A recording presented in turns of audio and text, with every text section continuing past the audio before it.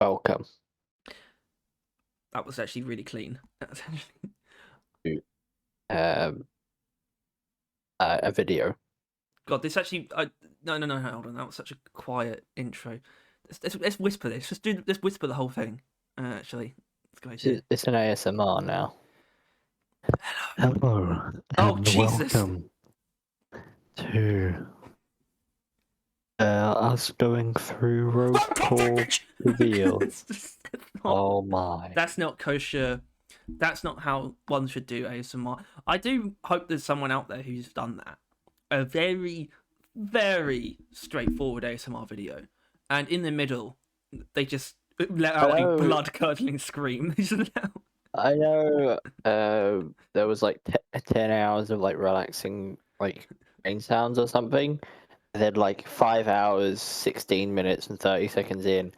Yeah, There's just like a loud smashing glass sound. Just somewhere in the middle, there's just this sound. Hold on.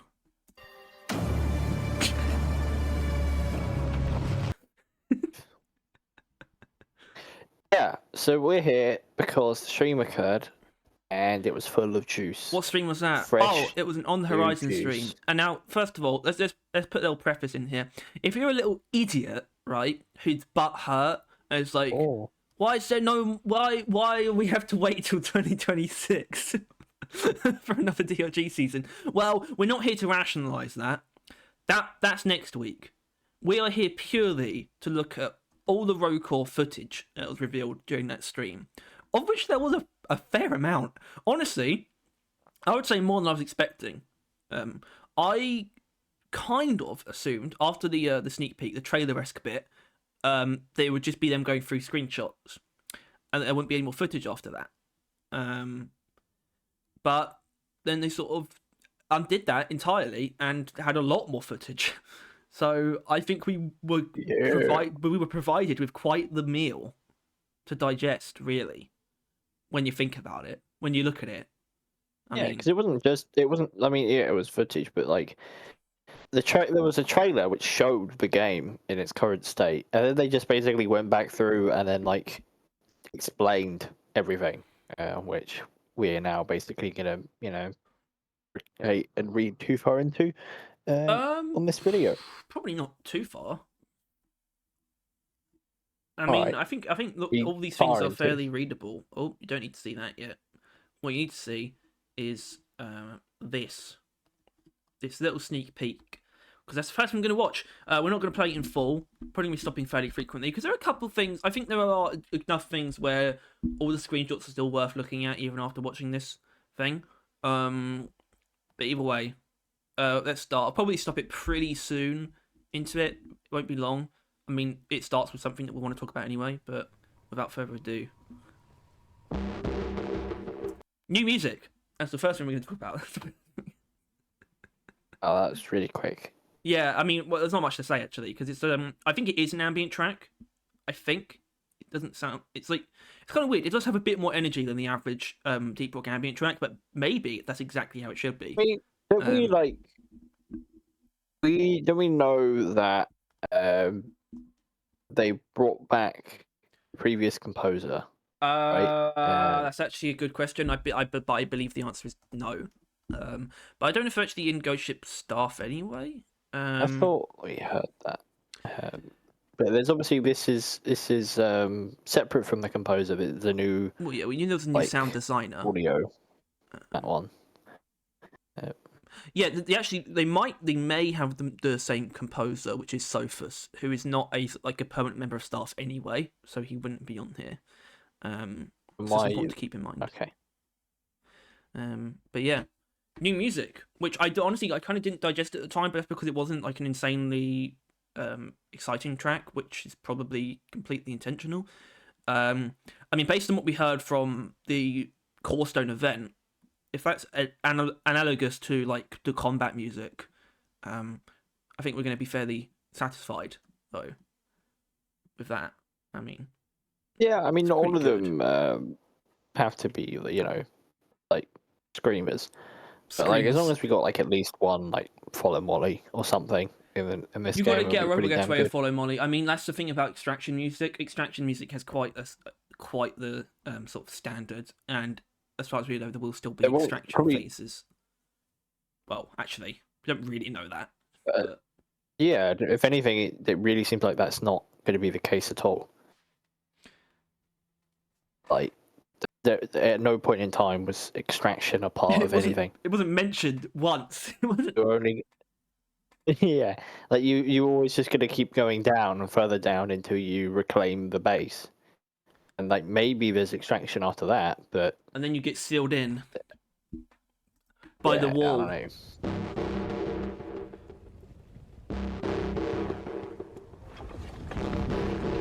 The wall, which we heard about a long time ago.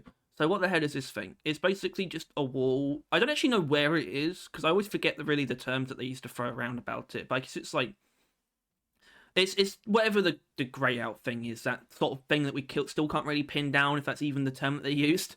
Sort of the grey out zone, which is a certain depth beyond which they started all these mining operations to get Exponite. And then it just went silly, and then this fucking wall appeared, made of like magical scale, because it looks fucking weird, doesn't it? It's very strange. It's very inorganic yet sentient in a way, isn't it? It's very alive but not like organic almost. Yeah. If you know what I mean. It's very bizarre and magical, and I like it a lot. And it's like opening up like an orifice. I'm not sure why. I think this is something about there would be like these drones that would pry it open for you or something. Why is it odd? Yeah, because that like, why is it opening up? Does it actually like let the dwarves in? Because it knows that they're just gonna die inside anyway. So what's the problem? Like, I don't know. But you would assume this is going to be at the beginning of every run, basically. You come down from the drop pod, which you will see later. Yeah. Leave the spawn room, or how this is the spawn room. You spawn right there, and the wall is in front of you, and then you walk in, and that's the rest of this video. Yeah, I'm still not really decided if that's what I want or not. Whether it's like that is literally the spawn room, and so it's completely visible from as soon as you start the level. I don't know. I am surprised actually how literally it is just this wall that cuts just like vertically through the cave, just along it. It's just this 2D, essentially just a 2D plane just slapped into it. It's like forced in. But that's kind of exactly what I wanted. Yeah, but if you think about like grand world terms, there's like a large orb in the middle of Oxys. Yeah, it's just I do want to know how well it's going to like convey that. It needs to basically go out like through the cave. If you were to dig next to it, where like the cave stops, the wall should just keep going forever, ideally. Yeah. There should be no like part where it's not the wall. If you were to dig next to it, like just parallel to it, so because that would help give the illusion, or rather, convey the truth, is that it is just a giant orb. I want that to be conveyed because it's a pretty cool idea. The idea that if you were to like literally shave and carve away the entirety of Hoxys, you would actually be left with the orb still, and then what's inside is just a bit more Hoxys. It's kind of freaky, man. Also, actually, just quickly point out the dwarves a little bit. They're all basically wearing... The funny thing about the dwarves is they're all wearing armor from DRG, but they all have, like, new placeholder paint jobs. And I don't know if that's anything to do with anything. I think that is also something we have cut. It's just before this. Like, basically everything that you can point at saying that's from Deep Rock will be changed in roll call, basically. Yeah. Like, in one way, shape, or form. Like... the dwarves will not be wearing biotech or whatever that thing is called. Yeah, and this will probably not look this much exactly like the fungus bogs as it does, potentially. Same with things like the red sugar. That's the stuff I'm not sure about. Like, especially if we are starting, if the game kind of starts in what is supposed to be a relatively normal cave until you find the wall, then maybe we shouldn't expect it to look different. At the same time... It's still quite deep down, though. Yeah. It's still just as deep. So it's irrelevant to the grey out, really.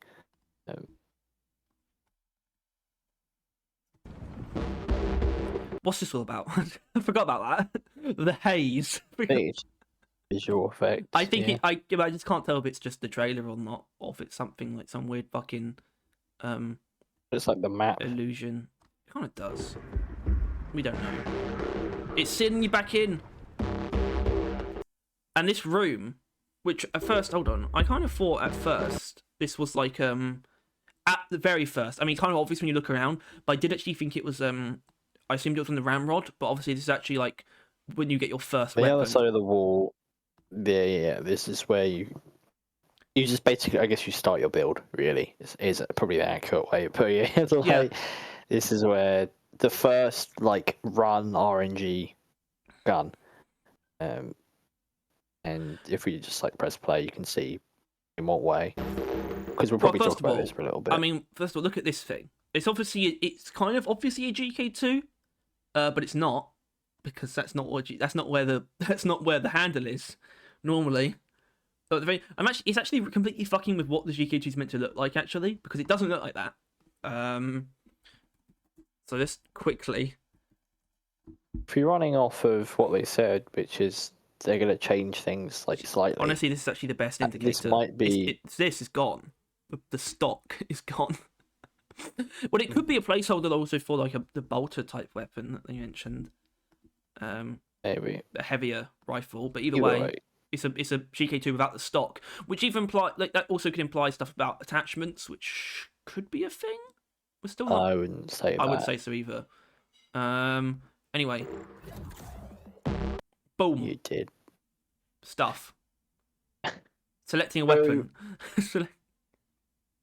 Yeah, and I feel like, you know, this is in case you didn't watch the stream and you're wanting a breakdown. There is stuff to explain. At the top of the screen is the order you get to pick the choices. So Mark is the first person. He has the first pick of an item, and I'm not sure whose like perspective this is, but he'll click like, I don't know, the boomstick, for example, and then whoever's next, which I can't read because it's grey, is their turn and then their turn. And they said later on in the stream that basically they didn't say inherently the order, but like Mark will not be first again for like another 3 turns. So like it'll be the next person's next go first, the next person's go first, and then it'll be Mark again. So it cycles who goes first, second, and first, and third rather, and like all fourth, you know, because I think it's up to 4, and that's how the game prevents the thing I was concerned about in the last video, which is someone basically just clicking legendary quick. It is like, you know, it's still like Mark might just click the legendary, and then whoever's next clicks the legendary, and that's just how it's going to be. Like selfish people picking the best upgrade. I'm going to say something. I think this is going to be first. On average, this is going to be so much more toxic between friends than it will be with randoms. Yeah. Like people will be so much more considerate about other people. Like, like, oh, do you want that? Oh, I'll let you have that. But like, I swear to God, I will murder you in real life if you take like a legendary health upgrade from me or something like that. Like, yeah, only if you are trying to be attacked. There are some aspects of this that do confuse me though, because obviously, as far as we can tell, this is supposed to be the first weapon selection, but there are still these sort of rarities and additional statistics, which makes sense to me when I'm thinking it's just rarities of the weapons. But then the shock blaster, which you would assume here is just a common, it still has a plus 20% damage thing. Dude. I have, because this is just based on obviously what we see and we still haven't said. Common gets 1 modifier, the 20% damage example there. Uncommon, which is the green, gets 2. And then we'll see later on that there's a rare, which is the blue, which has 3. So I assume then, you know, it goes up to like 4. What this stuff basically is.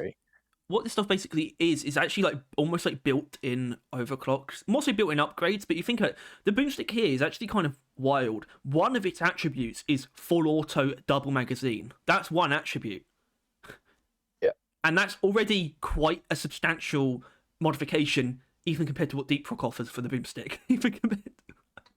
I think there's also Yeah, I mean that's like instantly out of the game. I think there's also another layer of stuff. Like clearly, there are upgrades based on what type of weapons stuff are. Spin Like up. obviously under each of them, there are like on deep core, long range, Oh right, yeah. rifle, standard, shock blaster, long range, pistol, high tech. So that, for example, I like like how the if boomstick's you a had the deep rifle. core, yeah, Kraken's if you got had like the exotic as deep an core. attribute as well. Yeah, deep core and the shock blaster, you would like pick long range buffs Exactly, basically, that's or what like it's anything for. that I buffs mean, long range. It says that it would affect these weapons, you've probably seen this kind of which thing I in a think, lot of roguelikes, but Survivor does this a lot. Actually, DRG Survivor, because the weapons all have a list of like, essentially, I wouldn't call them attributes. I guess they are categories, bunch of subcategories that the weapon falls into, and they will definitely dictate the types of upgrades that you choose. Where it's like, oh, increased long range. Well, one that you saw actually on the old screenshots was like increased like crit damage for long range weapons, which is like makes perfect sense. Excuse me. Um, and yeah, so if you pick the boomstick and the cryo cannon, you might end up getting I assume if it works the same way as Survivor as well, it will dictate the types of upgrades that appear a bit more as well, based on how many you have of those. Obviously, that's kind of weird because it's based on multiple players' upgrade selections, but I assume it will skewer things to show more like upgrades that cater to something that you have like multiple of, basically, a little bit. But it will probably have to take everyone into account. There's also the ammo box option. yeah, which obviously you hear it won't make much sense, but they do explain later on what that means. Whenever you get to pick an upgrade or a weapon here or anything along those lines, basically, you have the choice to pick ammo or health. I think that might be depending on what it is as well. But they have said that, like, if you don't want any of these things, but you do need ammo, you get an ammo box, you can throw it on the floor, and everyone gets ammo. Yeah, we actually see that That later obviously on. then someone So wouldn't get the upgrade. But that's kind of like, who needs an upgrade when you can't shoot the weapon because you're out of ammo? Kind of decision, right? It's like, which is well, at that actually point. interesting if that's because we don't know if resupplies are in the game still, but there's I guess a pretty strong implication that they're not. I would say overall, especially when we have something Not like in this. the same way. There's no nitro or anything. No, So but I would it's also something to keep in assume mind. that this isn't the only way to get ammo. Just Oh, I think they even said there's a couple other ways. yeah, probably at certain structures that just sort of give you ammo and things like that. Ammo boxes just laying around. Also, I'm just gonna try and because it's difficult to sort of show certain things when it's like covered by the bar here. So I'm just gonna basically go back a little bit and mute it so you can see the first indication for classes actually in the menu. In this case, it's one that we don't see later on. He's a spotter. There you go, spotter. Yeah. Which is literally the Hey, first class I that feel we like see. there's something I need to mention that if you watched the previous video, you'll know our theory. But I just realized, we had the idea that all those pistols were alternate reclaimer weapons. Yeah, Blaster being here proves that that's wrong. It's shock literally, blaster. it's right. Yeah, Yeah, and by it's the right. way, The pistols are I right mean, there. you pointed this out the other day as well, but the shock blaster, we're literally going to see it in a moment in someone's hand, which is why it's very strange that it's a drawing here, given that it's clearly something that they've like finalized, they've chosen the design of because it's like a pretty But I think finished they version of it. The thing is, like, even the weapons that they've had in the game for ages have stock. Like, went on Google to look up cannon and like put Yeah, that's just like a picture. I know there's such a, Like, an they just amazing threw there's it an there amazing ages difference ago. between the images here. Yeah. I guess it's because the upgrade screen is just that's not the work they're doing for the upgrade screen at the moment. They're just working on what upgrades are. They'll do that stuff later on. Worth the effort. Especially once they've currently, got all like the base weapon designs nailed down anyway. So like because the default cryo cannon might look different anyway. So they'll need to they should just wait until everything's done before they do like UI graphics for individual icons. Yeah. It's not the most important work at the moment. Oh yeah, 4 slots as well, which is actually different to how it was going to be. Yeah. It was originally going to be 2, or like your reclaim weapon plus 2. Yeah, because it's like you really only want like one weapon other than the reclaimer one if you have a traversal tool. Like, that'd be a bit absurd. Now you can have, whatever the stock weapon is, which we really have no idea with like the icon or anything. And you could have like, well, technically you could have 3 traversal, no weapons other than the stock one. But like now you could, you could have 2 traversals, 1 weapon that you just like you rely on, like stuff like that. It's going to be interesting, the balance of stuff. All right, first sign of Expedite, which we know that's what this is. Also, this environment's fairly... I wouldn't say this is a recognisable environment. It looked a tiny bit Saltpits-esque. But, yeah, there's actually a lot of stuff going on here, which is actually kind of more cleaned up by the screenshots later on. Yeah. But still, first sign of Expedite, I just want to mention some of the machines. Like, I don't know about you, but Expedite doesn't seem done to me. No, I don't think it is. It just looks like green nitro at the moment, and I don't think that's how it's going to be finalised. Yeah. I think whatever this is, because I think these represent events where you're going to get like Expedite as well, I think. Actually, this is something we'll talk about later as well. I think we'll keep playing the this until there's like stuff that's unique to the sneak peek. Which is actually this. For a couple of reasons. First of all, I like this glittery cave. It's quite nice looking with the ladder, but it's actually, well, it's mainly this thing. That's the shock blaster, isn't it? Let's be honest. It looks like it, which was the it looks like little doodle we saw earlier. That's how we know there's going to be a electric pistol that is not the 4 bug taser from DRG Survivor.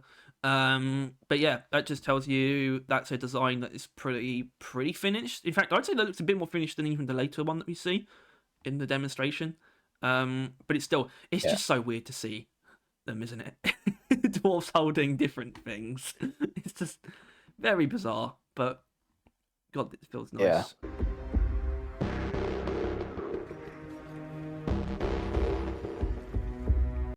And that was one of the in-mission events, which I think they talk about. I think that is in the screenshots as well. They do explain what it is. Yeah, they're like machine events, basically, but not necessarily. Like analogous to in terms of how they're implemented in the caves, but I think they're just literally just ways to get more stuff to buy upgrades with.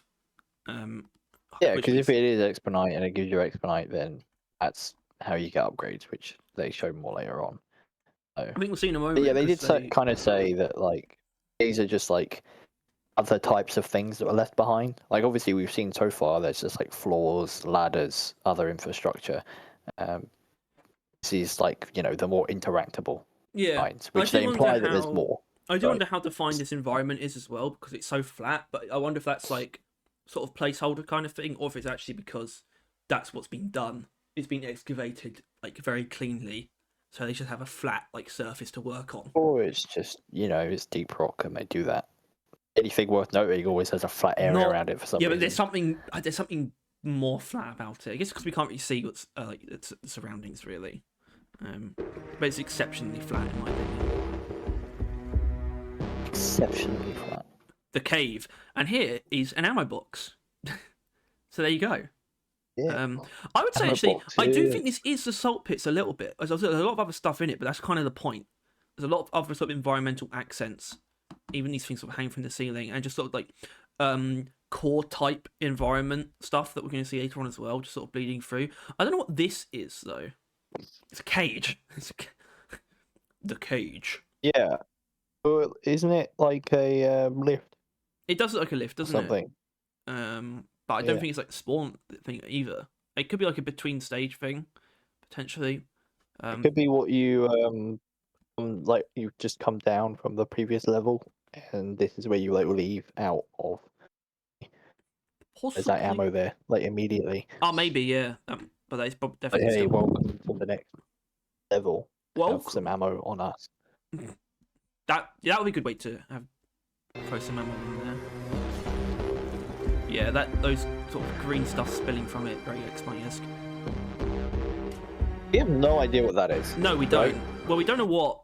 It has the icon of a dwarf coming down. Yeah. Well, first of all, we've got things here like these are definitely an expansion on the rifts from like season 5, but they look very different, and we don't know if it's because it's just an updated design or a different kind. Something to do with the event. It's obviously triggered by this event. Yeah. There's also this. We've seen these before. Very Omeran, just these big fucking orbs. They might be set dressing though. I don't know. Having As something far next as it to it, seems, they are. yeah, having something next to it's kind of suspicious, but also maybe not. But yeah, we don't know what this is explicitly. Yeah. But it could also easily be an upgrade station. Maybe. Don't know what it would be upgrading compared to like stuff we have. It could be seen. basic stat upgrades. Actually, it could be. It would not like choosing new weapons. Yeah, see, that's like the aftermath of an event. But I think that's supposed to be complete. like that's like an expedite like shard, like a heavy bit of expedite. You deposit that into the little robot thing, and then you'll just get like an instant level up. The expedite processing drone, Ellis, was that what it was? Yeah, Ellis. Expedite something. So yeah, that's our new fella. Our new Bosco / Molly, like literally, I think. Because it's always with you. Solo or multiplayer. Yeah, because they said that it does a lot more than like just you deposit in it and it upgrades you. Like apparently it does do more. I don't know what, but they said that.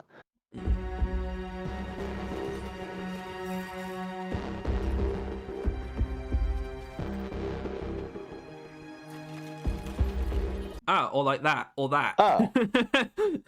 On the first one. Yeah, well, because I think that was it plugged into that machine from earlier. Yeah, it is. Right? That's what this is. And I think that's it, using Expedite to give you stat upgrades, like basic upgrades. I mean, that's literally what it is. It converts Expedite to upgrades. So it's like just connecting to this thing. It's just going to funnel Expedite through and then magically convert it into like more health for you or something, basically. But I think that is literally what it is. Literally, no, but that, yeah, no. That, unpause it for like a second. You prick. Well, that's not even a second. You know what I mean? Get to the next part. This part, that is literally what this is. That you have filled it up. It's expedite. It and is. It is now. It is that. You are a good man. You are a good man. Okay. So we still so we don't know what that other thing is. On this later.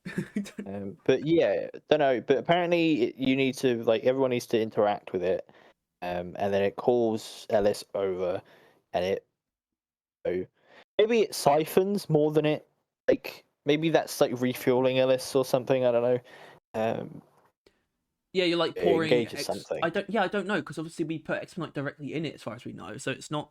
Yeah, we don't know, but this is actually a good example of the those other upgrades. The ones are going to get much more of. I don't know when you're going to get weapons. I don't actually, to be honest. We've actually got some icons in these ones.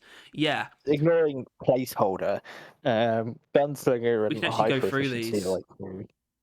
That's actually cool, especially when look over there. Well, actually, we know what that is. We'll get to that in a moment. Gunslinger, which is actually an uncommon one. I assume here rarity will just be numbers. But yeah, so we're already seeing immediately a lot of stuff that's to do with like the weapon subcategory. So there's pistols, 10% chance to crit, +4 damage pistols. Impact radiance, which sounds amazing, is to do with exotic weapons, which tells me that exotic weapons indicates weapons that are default status effect. Based or... Yeah. Elemental based, so those good as primaries. And maybe even the wave cooker. Yeah, probably the wave cooker too. 10% chance to spread target status effect and temperature to nearby enemies on hit. It's just like that wave cooker upgrade, or a lot of wave cooker upgrades bundled into one sort of iterative upgrade that you're going to keep getting more of. I don't think this is the time or place for this, but it does beg the question: how much weapon combinations are going to be a thing? If you had the goo sludge pump and you had the wave cooker, if they even interact in roll call really in an inherent way they do in the base game, I think weapon synergies might be sort of not necessarily abandoned like that, but sort of suppressed to make way for you would fill in the weaknesses, but they don't combo. I think is probably how it's going to end up being, right? You would have the sludge pump, and then you would have a long range weapon more than you would have something that works alongside the sludge pump. I think that's something that you kind of have to give up when you have a game with so many more weapons and a much more manipulable arsenal, where you could be constantly changing what you actually have.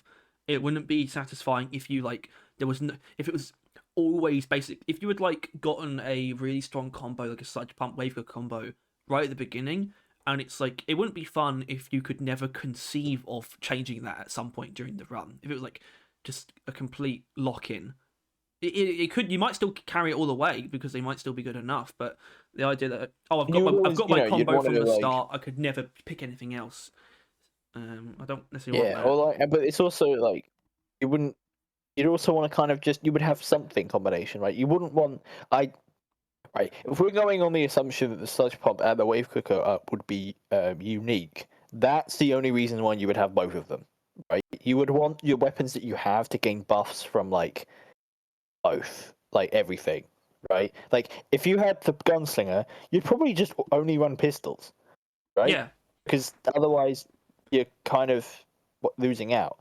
Unless you really want to like diversify, which is probably perfectly viable realistically. But well, I think you have room to definitely go down at least 2 routes as far as those kind of things go. Yeah. I would just see myself, you probably want to split between 2 weapon types, but then it's like, how many do I take more than one traversal tool or not? But then it's like, if I do take a traversal tool at all, that means one of my weapons will be alone in its category. Yeah, it's weird, and I think the high proficiency one's kind of weird because I don't think this is the exclusively high tech one. I don't think, because it's like high tech weapons get ammo and magazine capacity, but also max shield is increased by 20%. If it is, that means that's kind of like high tech is always going to have other like sort of relations. Like here it's to the shield, but it also could mean you get an upgrade like this for other weapon types anyway. I do think there is also to bear in mind that all of these things are subject to change, technicality. Clearly, I think Gunslinger is pretty written in stone because it's got a picture. But Impact Radiance, that looks more on the way out. They didn't. What are you talking got a placeholder. Yeah. So I think this is what I mentioned as well earlier, that like there is if you don't want any of these or you're struggling with health in this example, you would pick the health reward. Which I think is always there, always available, like the ammo one in the weapon packs, which I assume you get more of, more than just the one at the beginning. So that's when you get the ammo boxes. So I think that's kind of how they're doing that. Which obviously we saw there is still red sugar, but it's like if you need more health, or if you're just doing a tank build, I guess, because it's not actually just increases your health; it also well, no, it doesn't just give you health; it increases your health as well. I think the health boost, because it's obviously it heals by 100% anyway. So I think the health boost is max health. Yeah, good stuff. And I think the shield is just a very terrible roll. I don't think that's like always there. It could be like a bad yeah, basically. Oh, right. Yeah. Then here's weapon upgrades, which. So that kind of implies, so it's like at least 3 types, I guess. Like, so you get weapons whenever you do. There's also basic your character upgrades, but also a weapon upgrade bench as well. The boomstick is the boomstick for the beginning, right? That is still the same one. I think it has the same upgrades. So what I'm guessing, I assume once if you were to give it weak point damage, it would then become I remember which it was. I think it become rare. I guess. I assume. Like I think it would give it one more modifier, and then it becomes a higher tier weapon. Is how I guess it. No, that actually makes sense. And I mean, the placement of this seems a bit haphazard. So I don't know how often you're going to be encountering these because it's very like just sitting there. It's very just, but yeah, weapon upgrades. I mean, it's pretty basic. It seems to me this is very independent though. So it's just like you get to pick your weapon upgrade. I guess assuming it's one, but there's no fighting or turn taking for this. Yeah. So that's nice. Yeah, you just get 2 upgrades, but you only get to pick, as you'll see, 1. Yep. So that's it. I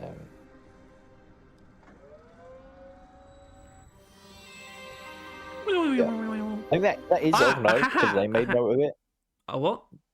Like the fact that the terrain, the pre-made terrain is interactable generally. I think they're looking forward to that. I think. This is already my favorite part about it. The game environment-wise is the addition of procedurally generated DRG structures, and the fact that it seems like a lot going to be interactable. Like the bridges will probably have controls that you have to activate to bring the bridge down, which could create tension if you're like on the run, and you need the bridge up, so you have to like quickly activate a thing. Things like that. Pretty cool. Yeah, but so it's clearly one of the elevators. It says on it level 4. So I think this is the end of a stage, and that will take them to level 4, I assume. But yeah, there's also I think you can see that's like core, you will. Like I think that's part of the core biome, midi biome, or whatever you want to call them. Yeah, because this is definitely salt pits through the light, but it's also like the environments actually seem a lot more from this. Actually, the environments do seem a lot more different than I thought. This weapon, I think this is the one that they're using during the footage later on. I think this is the ambient blaster. Actually, no, the one later on is different. This is just something we don't actually know what this one is, but it's another pistol. All we know is that for some reason they made a lot of pistols, and they're really quite far through the process of being done. I guess that's because of what they knew they wanted to do. They wanted to add a bunch of pistols, I guess. Like. Of different varieties. Why not? It's just a pretty good look at that environment. Another ammo box down there, but yeah, it looks so like something, though, these fucking orbs, but they also might not be. They also might just be something very basic where they contain a thing, potentially. Not necessarily a boss fight, but like some kind of enemy, or they just like create a big explosion. Maybe because think about it. What is the prerequisite for reclaiming a mining operation? Is it just killing all the enemies that are like in there, or is it that there are big orange fuckers that have emerged there and are interrupting stuff? Maybe these are like the hubs that you need to destroy, like one per level or something, for example. And that's like a prerequisite Doom. Tyler doesn't realize he's describing this, but think gore nests, basically. Which are basically just like locations that you have to destroy, and when you do, it summons basically a wave of enemies. But it's like they're sort of like focal points that you have to take care of. When it's something like clearing out a facility, which is sometimes that's what a Doom level is. Sometimes like some of the earlier ones, it's like secure the facility, and that means removing all demonic presence. Basically, they're Oblivion gates. Yeah.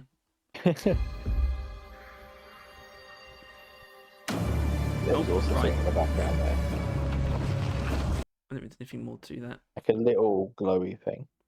But yeah. So that was a sneak peek. You might have noticed there weren't any enemies in that weren't like at all. Don't worry about that. Don't worry about that. It doesn't mean there aren't enemies in Rogue because there are. Doesn't mean... Do you find it a little bit weird that they didn't do it though? Because if they have like confident enemies, like. I don't know why, because that is like a trailer. They do, but they don't. Gonna post that. No, because you saw later on with the big thing how it's like moving around. It's like its movement is not fully done. I guess. So if they just threw the enemies in the trailer, yeah, kind of. But just don't show it much. Plus, they really, dude. Did you see the fucking Shock Blaster logo? Right. All right. Okay. I understand what you're saying. Well.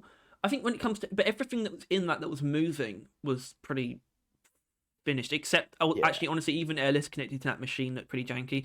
Okay, I kind of agree. I mean, I don't know why, but maybe they didn't want to just sort of expose the combat just yet, because it's, I'm still riding that it's maybe the combat just isn't as done as I'd like it to be before they show it.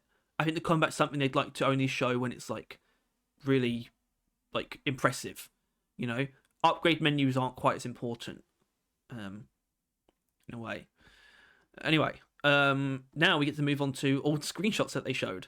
Obviously, we got some stuff here, some spoilers. In case if you haven't seen any of this stuff before, I hope this is actually an okay way of seeing it for the first time. But there'll be a VOD on Ghost Ship Games channel. I assume that at some point next week they'll post the segments in isolation, but only time will tell. Next week, doesn't it normally take them like a little while? Yeah, it usually does. Anyway, let's get started. So we got the first one. I mean, actually, right up until this one, it's sort of a bunch of screenshots showing off that stuff. So there's the bridge I mentioned. There's sort of one of these weird areas which looks like very big and important, but it's clearly not like an end of stage kind of thing or anything like that. And then the first one, which these all just exemplify the idea of just having procedural mining facilities. So a lot of the cave is taken up or shaped by pre-existing DRG structures, but are still technically randomly generated. So getting like a hallway made of DRG, made of like DRG prefab structures is really like cool. Yeah. I love this one specifically.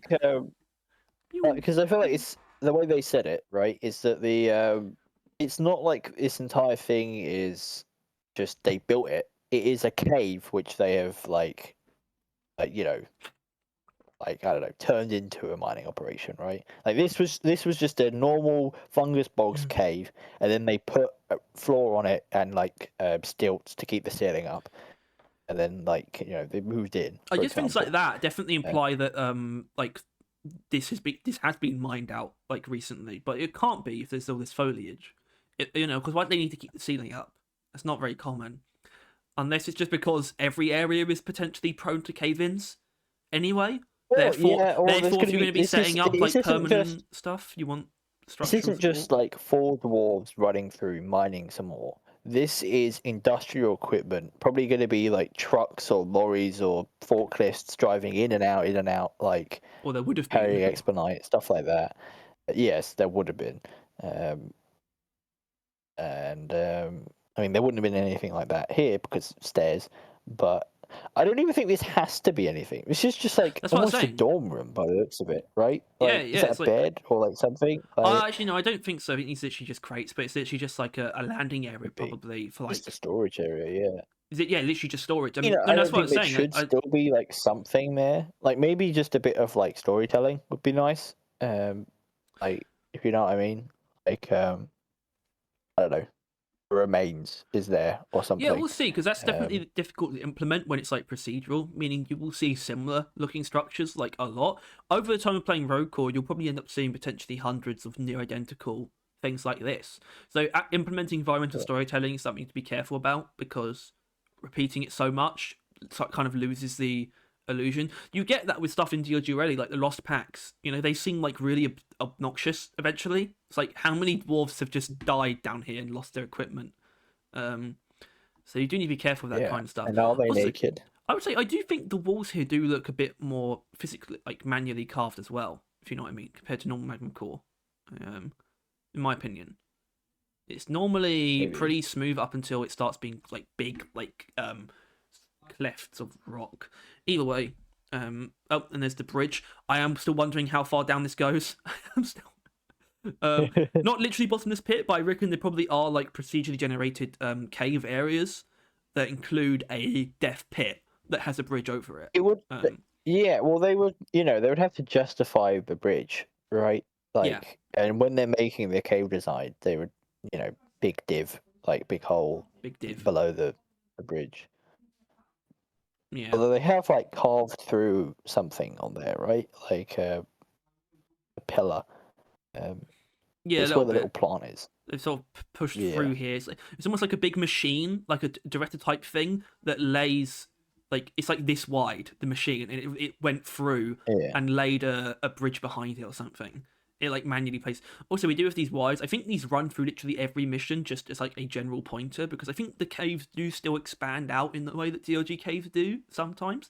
I don't think it's purely linear, but I think it is as long as you follow the wires. I do think these are here. And there's not going to be any like dirt walls. I think as well is going to be interesting. There's just the one wall. It's just the wall. Yeah, I think that is true. Yeah. There'd be no reason to. Like they carved their way through here. This isn't untouched grounds. This is very touched grounds. Like, like there's not going to be like a dirt wall there for some reason. And this is kind of the same thing. We saw this in action earlier, so that's cool, man. Okay, biomes. Which if I can give sort of a broader. Yeah, so like a broad briefing, essentially how biomes work. As far as we know, they've mainly made one like new biome, really, which is the core biome. But that bleeds out into all the others. And it seems like it becomes the core biome the further you go, basically, until it's 100%. That seems to be the direction this is going. Never actually said that. No, that's just my impression of it. But the biomes from the game Deep Rock Galactic are here to stay. But yeah, because you're lower down, there is bits that aren't that, which obviously you can see it here. This is what they were talking about. I mean, all of it's cool. I think we really like these things. So. Which I can't tell if it's the same, or I guess it is, because obviously the giant like orb, that's part of like all that. They think around that could be course biome, maybe, unless that is a separate thing that's like popping up. I think it is. I think it will be in the sense that the core biome will probably be a very diverse biome in its own right, anyway. Lots of different terrain types and features that can look quite different. I mean, you think how different the red vines are from the rest of the hollow bow, because it's quite stark contrast there. It's definitely possible. But yeah, it's sort of interesting. So this is nothing like special inherently, not interactable. It's just sort of showcasing how the core biome bleeds over into others, and it's really neat. I think we're gonna it's gonna be a very interesting way of creating different environments, but still having a fair amount of familiarity. And there's sort of a bit more of that. Because you look at this stuff, you look at the similar formations here and the ground. I think it is definitely the core biome, but then it's sort of like, I think this is the core biome. This I assume this is quite deep, and it just becomes a bit more crystalline. Maybe that's not even like an infection. It's just when you get lower down, these just appear. Do you remember this stuff? Actually, you know what? Fuck it. Oh my god! Doesn't remind you of that? I guess, yeah. Yeah, it does. But... the was in mind for a while. Yeah, it seems like something they were pretty decided upon. But like, I think this is kind of the updated version of that, right? Like roots. The roots. That's how I see it. Like You I agree. Shake away all the dirt, and you get something very similar to that. I agree partially, but I also think veins at the same time.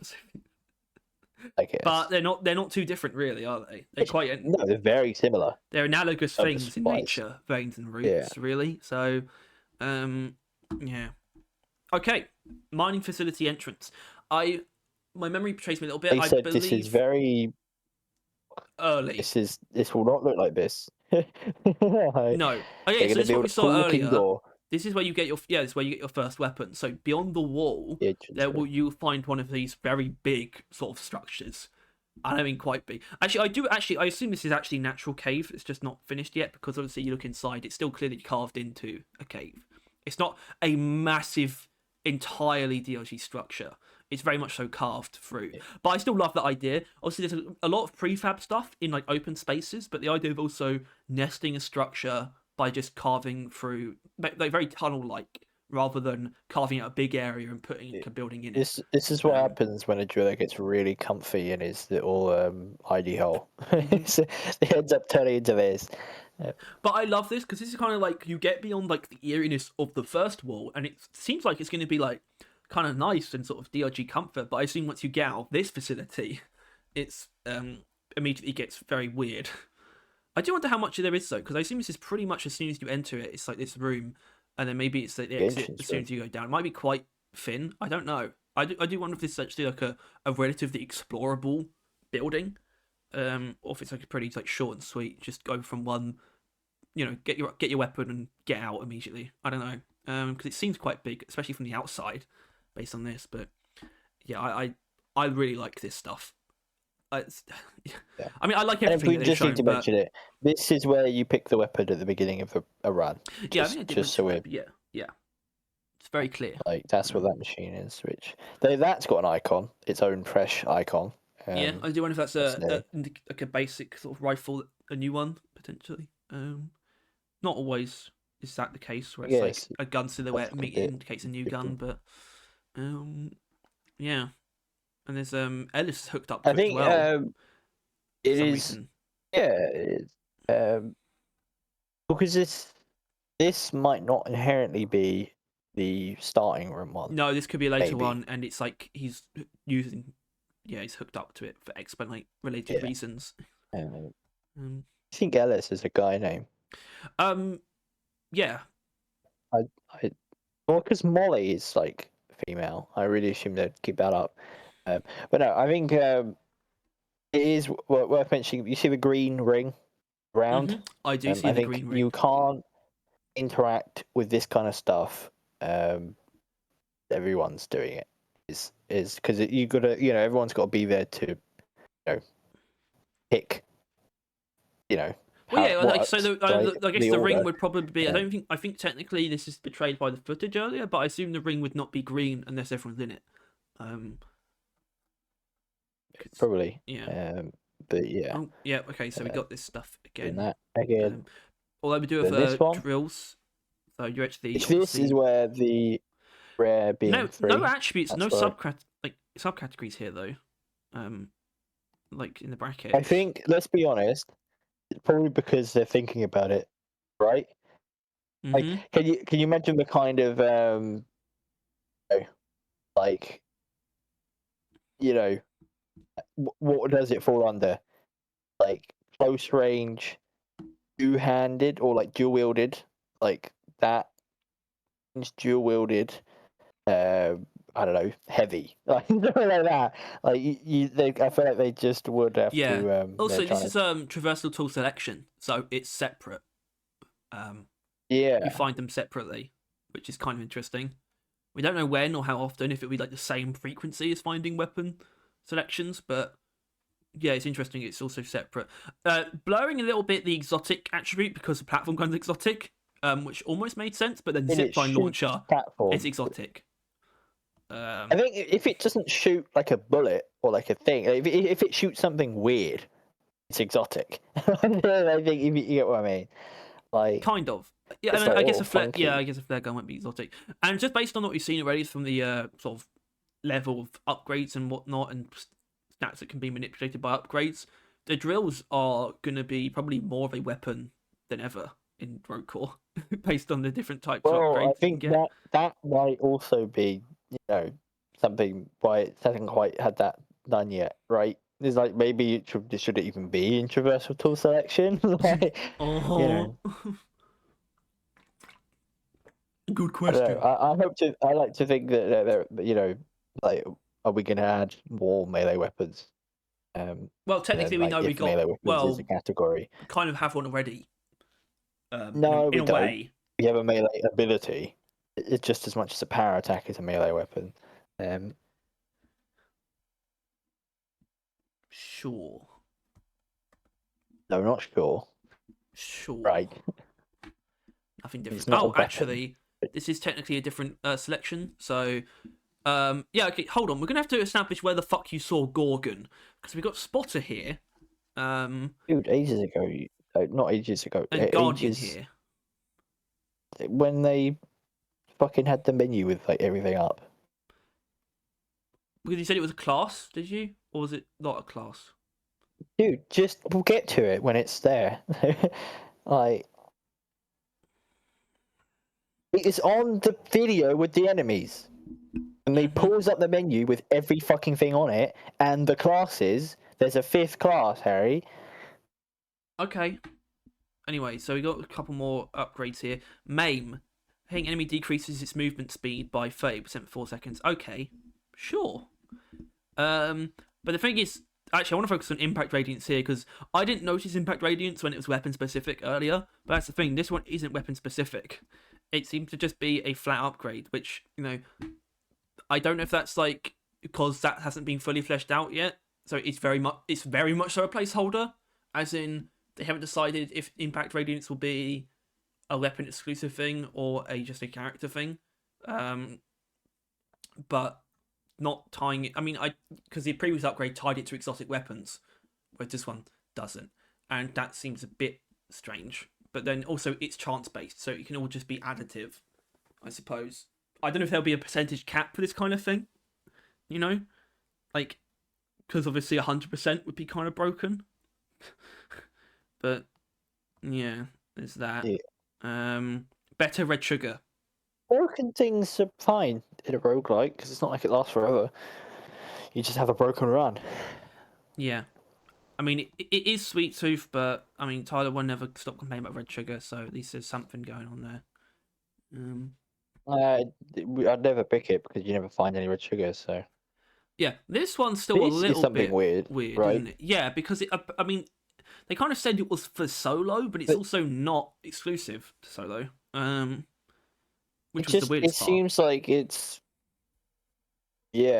like because it's not even like only one person can use it. It's just you get a choice that is wholly yours. I think the way of putting it, like you don't have to divvy up, pick or choose. You get these three things for yourself, and you pick one of them. Like, I think that's how I read it. Basically, like it is just a quicker, more personal upgrade. Yeah, and I guess you get the same thing when we had that's kind of what the weapon upgrades are. It seemed like in general, where they were just selecting upgrades for themselves, which I guess indicates it's not all. They don't want every part of the game to be players fighting over stuff.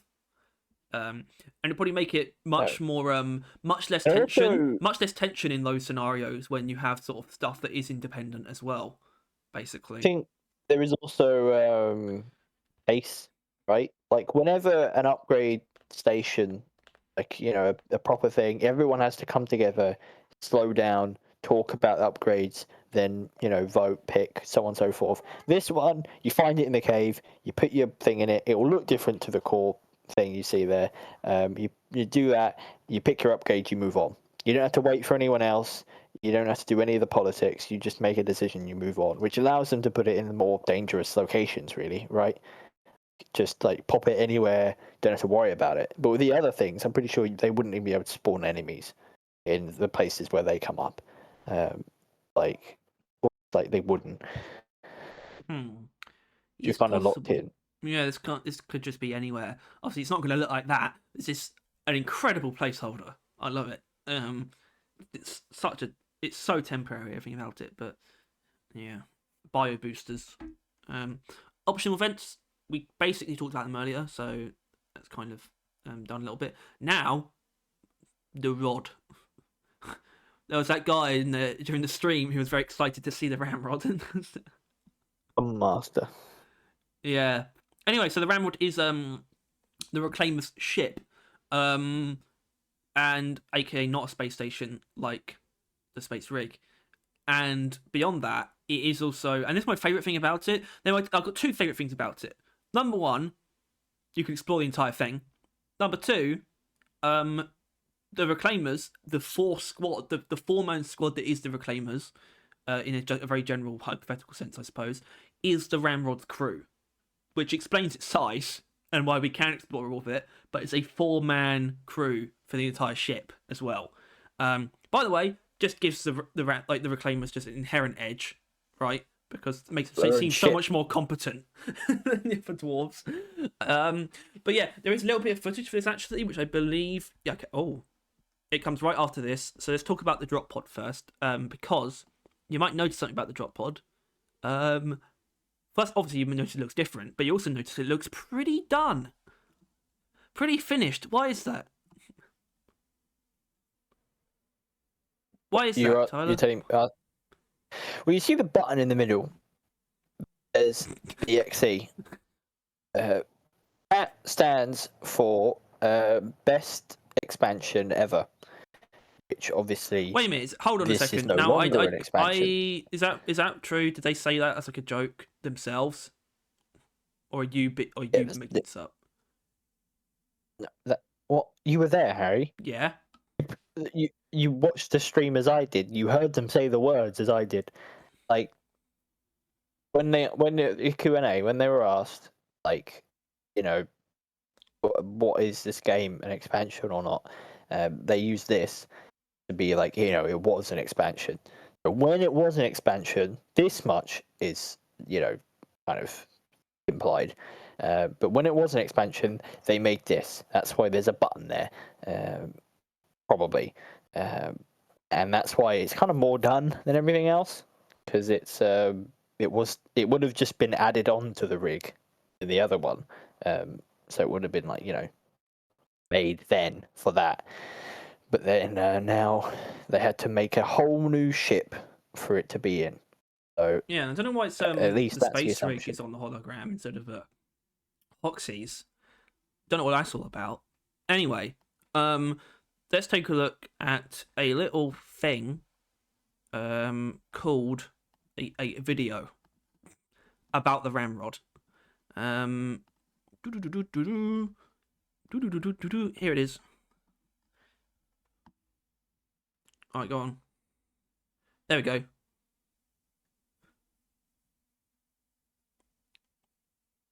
Actually, I think that's pretty much it as far as like showing the rest of it. Except that's actually a nice angle there too. But except the fact this area is like, this is easily the most finished area. Definitely the hub, right? Yeah, it's like the main hub. Because there's also this area which could be the bar, but it's also like something in general. They did confirm beers. RE, like this is like definitely the recreational space because they got fucking weights and punching bags, and these better be interactable. I like how like they put so much effort into like to making that. Like it's done, the model is done, but they just didn't feel like coloring it. Like I guess that's too much effort to justify. Yeah, you know what's crazy? So obviously this is the space rig, right? This because this can't be part of the ramrod itself, so it's very close together. The ramrod's like parked right outside. Does make you think, like, will the ramrod be flying towards Hoxie's, like, during chill time on the ramrod? Like, it will never reach it, but it's like in travel. Like that's like how it looks.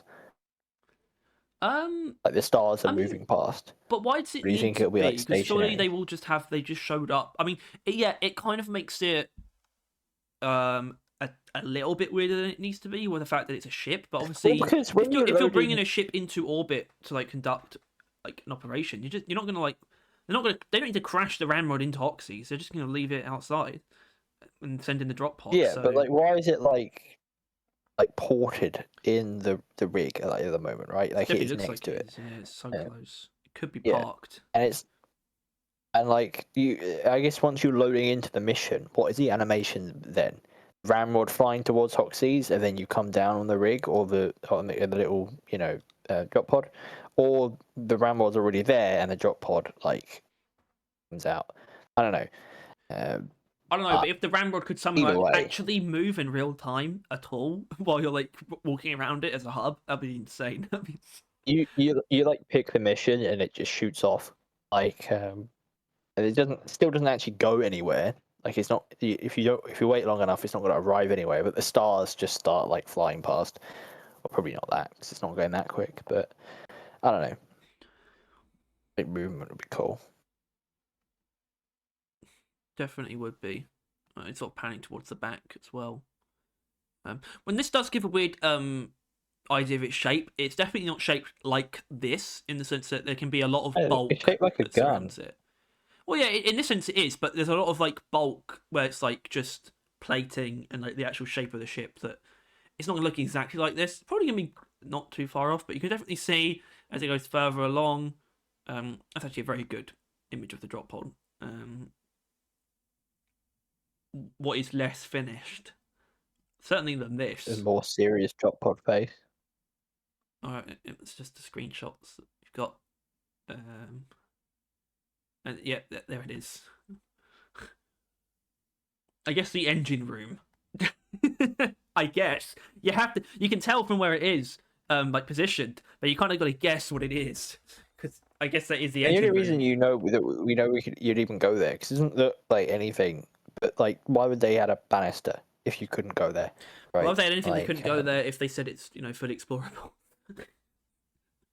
I don't know. I feel like there's no point in having it be fully explorable if there is nothing to do, right, outside of the hub. The reason why I disagree with that is because when you compare it to the space rig and the size difference, it's whether or not you can excuse it or not. You cannot excuse it with the space rig because it's so obnoxiously big that so much of it would be wasted space. If it is just about small enough where you can justify making all of it, that means you might also have to be able to justify a couple of those rooms will be useless, but it's still not enough to leave out, almost, because even if you leave out the couple things that aren't like actually interactable, it would be such a small number of things that would leave it incomplete. It's like, well, we might as well throw the engine room in there, even if you don't do anything there, because it's like, apart from that, everything else is actually used for something. But like the space rig, and by the way, the ramrod is, in my opinion, the first and probably most prominent example from what we saw of them doing things in Rogue Core that arguably should have been done in Deep Rock, but because they weren't from the start, they never were. In fact, they kind of locked themselves into never making the full space rig when they like redid the outside and made it like gargantuan. I think that's kind of their excuse to not make any more of the interior, just to make they just made the outside massive. The ramrod is their chance from the start to have it be as complete as like it is in their heads, you know, every part of it, and I think that's very nice. I did have an image of it when they talked about it before, because they talked about it being like almost like a submarine or something, and it's kind of what you'd expect from a ship, generally lower ceilings. It's not that crazy. It's not like literally you're brushing the top of the ceiling constantly. I think that would actually be really annoying and like just very unpleasant as a hub, in the sense of like, this feels annoyingly small. I think this definitely has the scale, and especially in the hub with like the big windows, that stuff always helps. So I'm glad it's not a literal submarine where you're like you can't see anything and your head's constantly bumping the ceiling, because it wouldn't have been that great. Really. Most of it probably is though. All the tunnels you see. The tunnels for sure, and I think they should be.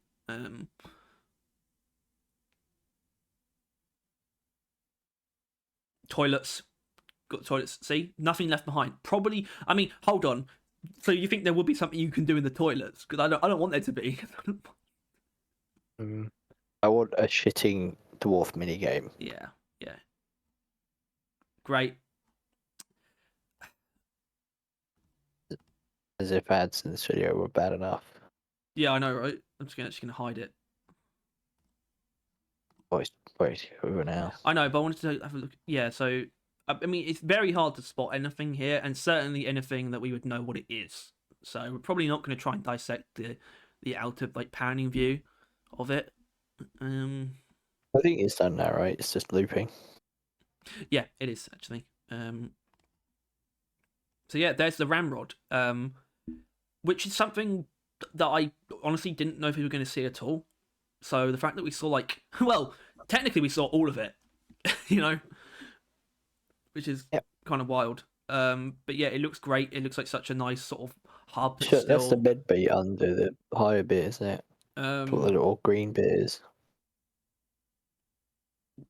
Oh right, I just realised you're not looking at the same thing as me anymore.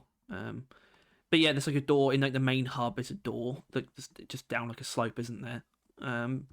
Yeah, that's definitely in mid bay. Anyway, back to it. So yeah, right. So it's actually the last thing before the main footage. So do we want to start looking at that footage before looking at this list of things, or we could go through that now? The list of things is like in the middle of the footage. Exactly. So I guess we'll cover it now, so then when it all comes up, it's already... Yeah.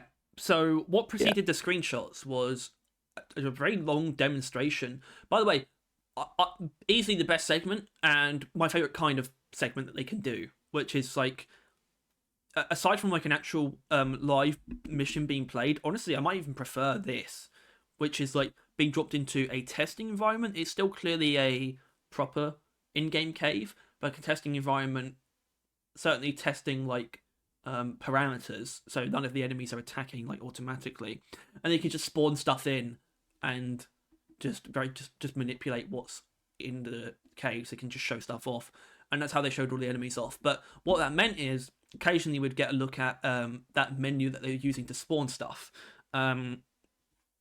which is this. Rogue Core enemies. Yeah. Let's point out the ones that we've seen, basically, first of all, which is the creeper. I like how you can't. I just remember you can't see the pen at all. Yeah. So Creeper. yeah. I guess I could actually do this. Creeper, Clammerhead, Scorcher, the Crawler. Obviously, we know the Crawler, Edge Stalker, and the Wrathcan, Rammer, and Thrasher. Those ones that we saw. Obviously, keep in mind. And you will see soon. Yes. If you haven't yet. I think it is. Yeah. Well, bear in mind that everything is subject to change. However, some are more than others. As in anything in the testing there, very, very, could easily not be in the game. I would say, testing is the most Ghost corrupted, or the Tall Boy Assaulter. But when it comes to what's already moved into the other one, Who? you're looking at a pretty solid chance of being in the game, which I don't know. With Wallmouth being one of the stationary things, I'm not a huge fan. Although that probably could very well be that the wall at the beginning of the thing is an entity and therefore is on the list. Could be. So yeah.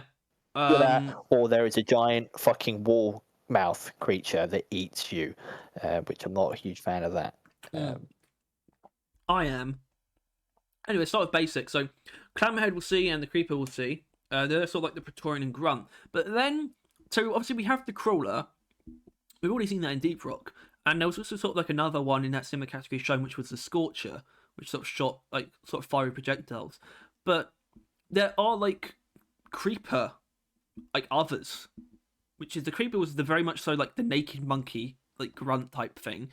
There's a Creeper Guardian and a Creeper Warrior in basic. Which is they sound much more like the actual garden slasher of the bunch. Yeah. Which if these are like going to make it in the game, for sure, and they will be sort of that would definitely imply, in my opinion, the Crawler getting a bit like even more of an upgrade. To be honest, to be a much more like intelligent, disruptive enemy, much more of a wall crawler, as it is in season 5 anyway. But like, I guess the creepers are very ground based, very grunt like behavior. The Crawler is the one that's good. I don't think the creepers will be jumping in the way the Crawler does. That's something definitely going to set them apart. But I hope the Warrior doesn't stun the Crawler. The Crawler is the one in Deep Rock, right? Yes. Which is odd, because I wouldn't have thought that was the disruptive one compared to the big one, which obviously we'll get to. But like I don't know. Yeah, categories are weird when it comes to this kind of thing. But yeah, it seems like there will actually be even more granularity in the sort of the basic core spawns. I did think that the Scorcher and the Crawler were like the replacements for the Guard and the Slasher, but seems to be not the case. Obviously, still all subject to change, but yeah. The only other one in basic though that kind of is a bit of a wrench here is the Shatterclaw Swarmer. Yeah, I don't know if that is literally going to be a Swarmer type though.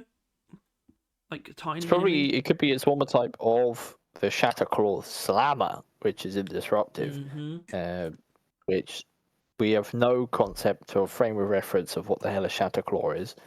No, none. But pretty sounds cool. I mean, we were surprised to see something as well. Yeah, we were surprised to see, I think, another species aside from the core spawn anyway. And there's an indication here of a couple others. Wrathcan being the next one, but there's also, like, if we go to disruptive, so the Crawler and the Edge Stalker we'll talk about soon, because we see those. The Krizok Boomtick. Yeah. Also, which I think is probably accompanied with, the Grizzok Boomtick spawner. So, I mean, if we had to just Boomtick, we're looking at exploders, right? That these are exploders, like Glyphic exploders, you would imagine. I think in all, because ultimately they are like a core part of Deep Rock's enemy pool. I think exploders. I mean, it's a core part of almost all the fucking gaming's every game. Pool. Yeah. Well, boom ticks definitely sound Um, smaller. They sound like swarmer type exploders almost. You know, they'd be they very do actually look like small. ticks. If there are tick-looking enemies, I swear to God, I'm gonna fucking punch someone. Like ticks are foul. Have you seen ticks and how bloated they can get? Let's have a look at ticks. I don't do that. No, you won't feel good. What do you mean? I don't think I do know what ticks look like when you say stuff like that. Oh, they suck. Yeah. They're So awful. spawning like a bunch of those little shits that will explode. Not a huge fan of that idea.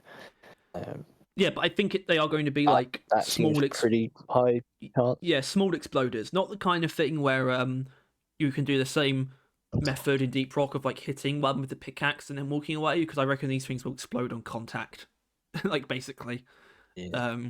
that kind of thing. Fulgor Vomiter, another stationary. Yeah. Don't The know what only Fulgor enemy. the only Um, Fulgor. Well, you know, we got a lot of whatever that that. You means. know, we got the Vartok scale Remble. I don't know why they have to make so many species. I mean, really, the Vartok should have been a launch pad for like another family, you know, in Rogue Core, really. It's like, nope, make more single enemy species. The Fulgor Vomiter sounds like I don't know what it sounds like. To me, it kind of sounds like a mortar, though. Like it would actually shoot Sounds like something the new big upwards. guy. The what new? The new one. The new Corlock. Not Corlock. The new Spitball. Yeah, the Barrage Infector. Well, the Barrage Infector's I like would a describe what he does as vomiting. yes, that is yeah, very vomitous actually, isn't it? Yeah, you mentioned the wall mouth, but that could be anything. I don't like the idea of it not being like it being anything other than the wall. I think that idea of that it's like that thing's technically an entity, so because I don't want to think about what else it would be. You know, a literal mouth in the wall with lips. Yeah. The idea of lips opening up in a wall. And it's got teeth. Anyway, so the Rafcans. So the Rafcans are seemingly the base like flying enemy species in Rogue Core. And we saw the Rama and the Thrasher in play. We did not see the Augmenter, and I'm willing to bet the Augmenter is probably definitely making it in. It's like sort of the third type for those, or the very least, at least the third. There could potentially be more, I think as there's there more is than three definitely Matera something there, types. right? Like we're picturing like a warden of the skies, and so it's like I don't know, moves around like a breeder, Sky One, and it's just kind of like floats there and like buffs things, but it's just like a flying buff station, like really peaceful, but really fucking everything up as it like flies by. But the fact Something that like it that, has I a think it'll be quite stationary cool. spawner tied to them Yeah, throws it off. I think I might know what's going on here, and it's a little bit more complex than I was expecting, which is where they will basically be tiny enemies that each individually represent a stacking buff for what they're connected to, whatever enemy they're focusing on. So it's trying to spawn as many as it can, and each one would give like either defense or attack or something like that. And the amount of them would just indicate the strength of the buff. It sounds like a little bit complicated, but it probably in practice I think it could easily be cool. Where it's like you could easily not have to kill every augmenter that's augmenting another enemy, but and you could like do well with like less of them. But the more you let pile up onto one enemy, it progressively becomes stronger and stronger. That's kind of the impression that I get. I really like the idea of it making them faster, specifically though, because we see from the Rammer and the Thrasher, they do just ram you, both of them, and the Augmenters making them just go nuts. For some reason, is my preferred way of buffing those enemies, as opposed to just defense or attack. But yeah, it is kind of weird. It seems like it will be a supporter type just based on name. It's hard to imagine how it couldn't be, but the fact that it's based on a stationary spawner enemy is very interesting. So no wonder we didn't see them, because it does sound like something that would require quite careful consideration to actually put in the game or not. You know, doesn't sound like an easy thing to just be like, oh yeah, that makes perfect sense. They're probably figuring out exactly how a third or support type Rafcam would work. But yeah, those are stationaries.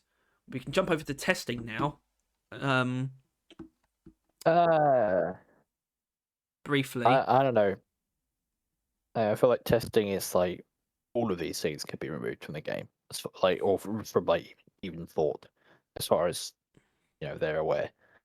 Like, yeah. Well, so there's an implication of elites here, and like that's like something where it's like probably not safe for us to entertain because it's like the elites. Yeah, the testing elites as a concept. Imp, you can't even guess what that would be. We've mentioned the idea of demons before, but like, let's not get carried away. It's easily just a placeholder name. Spawn Lord, however, I do want to talk about a bit more because it sounds very fantasy at first until you realise it's probably actually a core Spawn boss. Yeah. And therefore also Ad would just be a minion.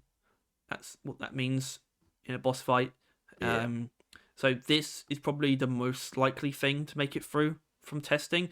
The least likely thing, I think, is actually this, because it's got BXE on the end. What does that mean? Like, cut it? We know what that means. Best extension ever, yeah. I also know that Spider Exploder Tank is the placeholder internal name for the bulk detonator. Ghost, haunted one. Corrupted. Corrupted. I don't know what that is. Yeah. If that's anything to do with any plans, but it's like just too difficult to conceive. Tallboy Assaulter could easily be an early version of the Edge Stalker because it's just a tall boy. It's just a tall... Yeah. He's a tall boy. Like Balloon Boy. I like the fact that Assaulter is like a perfectly good affix for a creature name. That you have the species name and then Assaulter. In this case, it's Tall Boy. So we definitely want to see more tall boys, don't we? Anyway, so I suppose where you said now I have to ask again about where you said you saw Gorgon though, because was it this? Well, when they're actually number 5, when they're actually looking at the classes and they have that pulled up, and then in the number 5 bracket, I saw Gorgon. Right, I'll have to actually grab that because I don't remember seeing a different menu basically. Like another one of these that was different. Oh well. Anyway, now it's time to jump into the footage that this came from. Like I said, probably the best part of the show, really. But we're just going to do this. We're going to have it play on mute, and we're kind of going to skip around a little bit. Don't say anything, Tyler. Anyway, so they kind of just panned a little bit over, and then we were immediately quite excited to see the fellas, or rather, the creatures, all lined up. And I don't know about you, I don't know which ones like caught your eye immediately, aside from all of them. But it was, for me, it was the Rafcans. Obviously, they were the first, technically the first ones that they showed, I guess. But I was immediately caught by the flying fish, I couldn't help it. Yeah. But at the same time, who wasn't caught off guard by Mr. Geff Centaur over here? I mean, what the hell is that all about? People in the comments that also mentioned how similar it looked to the Geff. Mm-hmm. Comments like the stream ones. But because we're cool, we weren't thrown off to see this fella. We know who he is. We didn't know his name, but still. Anyway, so here's the Corespawn family. Also, they're just awful things, aren't they? Yeah. That's Daddy, is it? Baby. It's hot. I want to say these. I'll give them credit. They've created a grunt that is so much less just pleasant to look at than the Glyphid grunt. The Glyphid grunt is almost cute. Like, it is. It is. Very cute. Yeah. Plushies will agree with you. Exactly. This thing, I mean, the Glyphid grunt's a spider as well. This thing's a monkey, and it's fucking grotesque. Look at that. Look at that mouth. Green head. Awful, mummy. That's mummy. Mummy.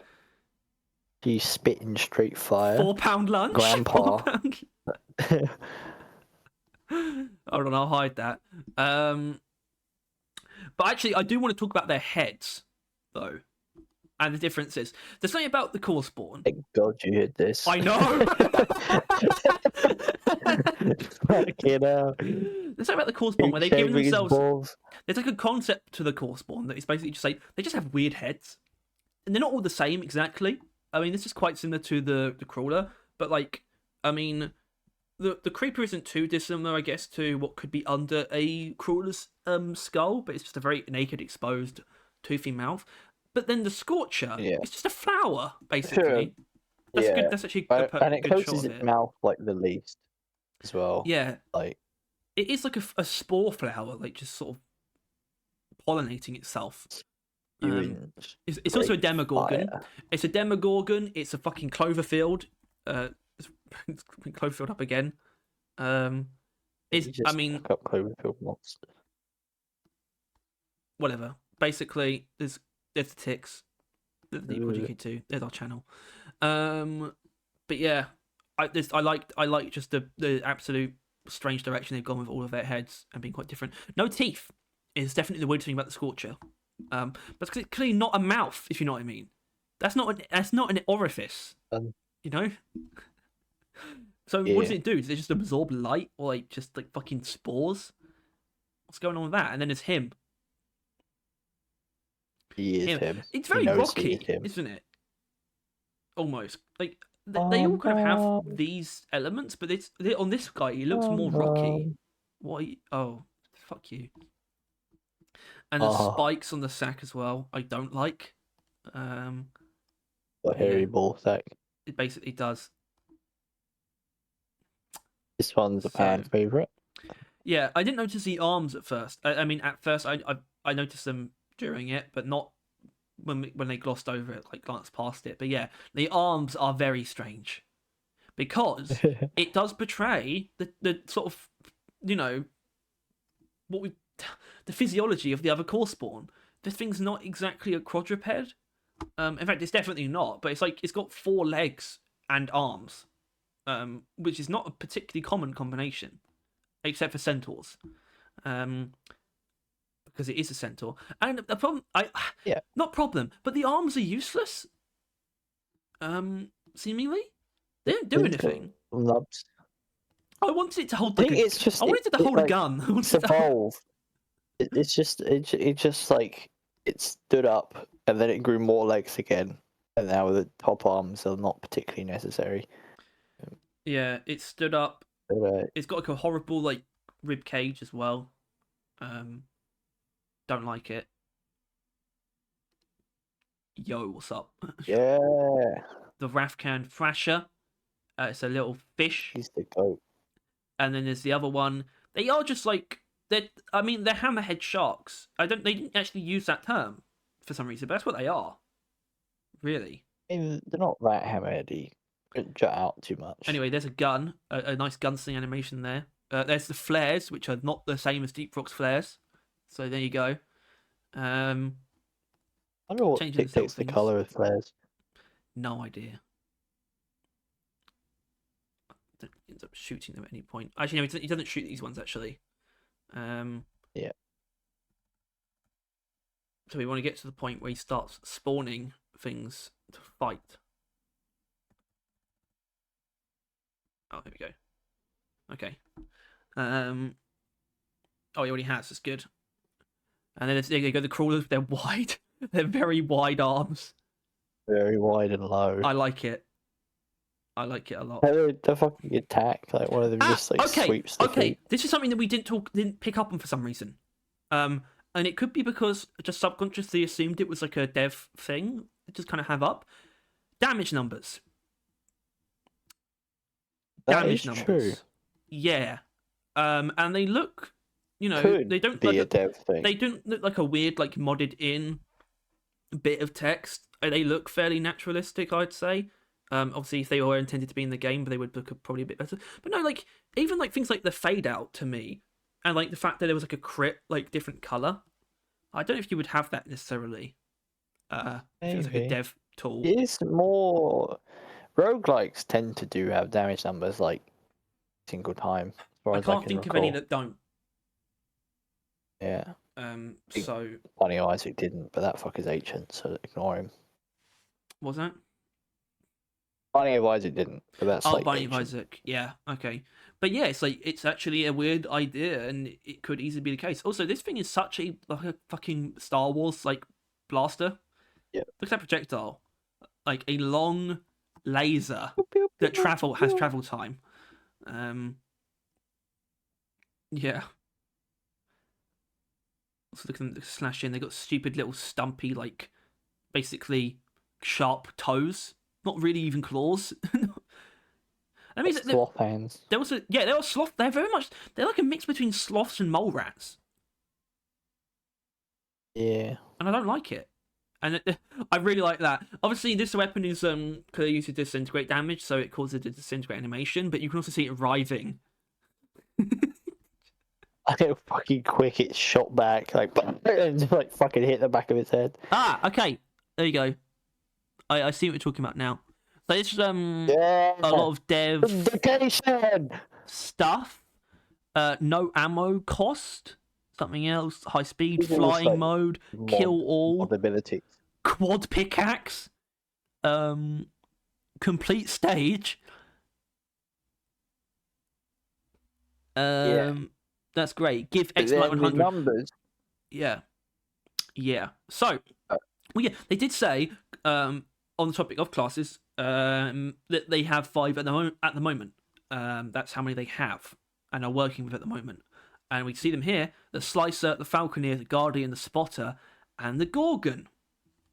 And I feel like, especially based on what we've seen, they're pretty happy with the names, and therefore the concept of these 5. So whatever the hell a Gorgon is in the context of a futuristic like shooter thing with classes, whatever the hell a Gorgon is, I find inherently interesting, as I'm sure you do, given that you picked up on it. I mean, what the hell is that? Yeah. Really? Mainly just because it's a very fantasy word. Yeah. Like Gorgon.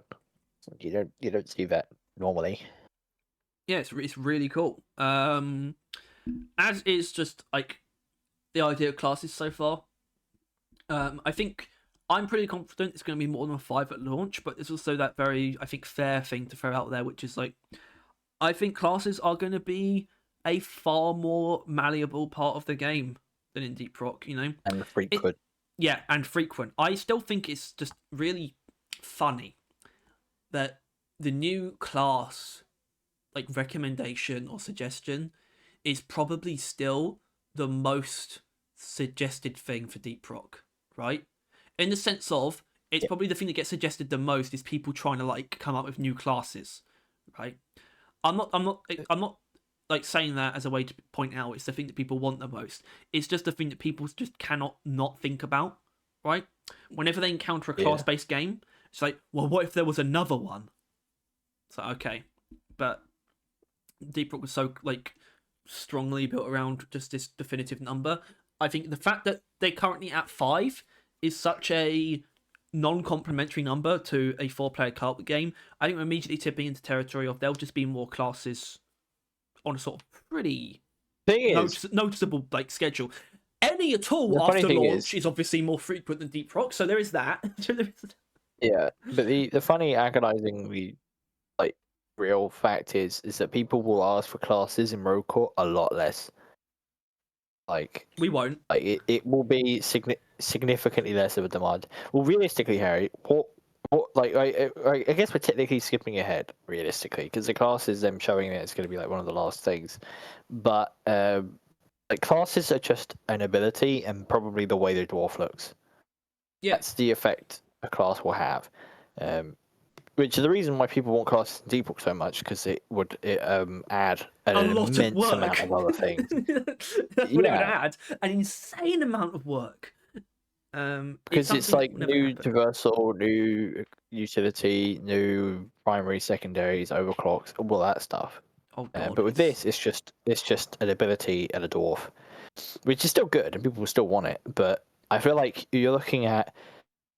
I don't know. I don't know what would be the most asked for thing. Probably just like it would be actually like fair ground to where it's just whatever they have the least of. Like if there's not enough bosses, they'll ask for bosses. Once they do that, then they'll be sewing other things. Like it might actually be a fairly balanced request. Like chain. Yeah. There might still be a water biome though. There might people still want to ask for that. Yeah, they won't shut the fuck up about water, even though water always sucks. You know, it's always bad. Water sucks. You don't need it. Anyway, yeah, let's carry on because seeing the other enemies actually in motion is actually kind of cool. Although I don't know if he actually does do normal crawlers. You wouldn't have to. Just go load up Deep Rock if you want to see that. That's what I mean. But he has actually done creepers. Also more creepers. Okay. Yeah. They just suck. As in, they suck in a brilliant way. I love them. I love the flare bouncing off of them there as well. Obviously, weak point is the head. Not much smaller, but it definitely is a smaller weak point. Like strength-wise, right? Base pistol. Look at the pickaxe. You're never gonna kill one of these guys. Unless the pickaxe is not currently. Did the pickaxe actually do anything though? Like actually 4 damage. Okay, so it did do damage. I was wondering if it was like currently disabled in this testing scenario. Yeah. So like. Oh, did you see that? Look at this. What the difference at the bottom of the screen? He got stunned for like a split second. Yeah. But like you know, all the enemies stunned. Yeah, but things like that absolutely be like a regular probably upgrade type. Is like mitigating effects put on you. AOE. Yeah. All right, let's get to the scorches. It just stuns from touching him.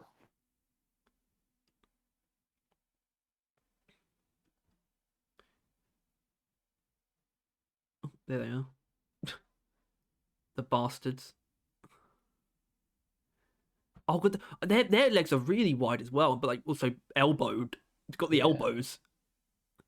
And yeah, so they're sort of like mid-range, like they're like acid spitters if they weren't like married to the ceiling. You know, these guys can be on walls and on the ground as well. And they're slightly more resistant. Projectiles have they're not too tough either, and they definitely shouldn't be. Small explosive too, and incendiary. But they don't look insane. The kind of thing though, where most sort of enemies, honestly, most ranged enemies in Deep Rock rarely appear with like more than 3 at once. I think these ones are going to be like decent groups. Like usually, probably at least 3, like at minimum. Yeah. Roaming in little. Also, nice. What's going on here? It's got tumors. Sort of just like venting the heat inside him, I guess. Yeah. So he doesn't overheat. Oh yeah, let's actually give a good look at it. Turn the headlight off. Okay.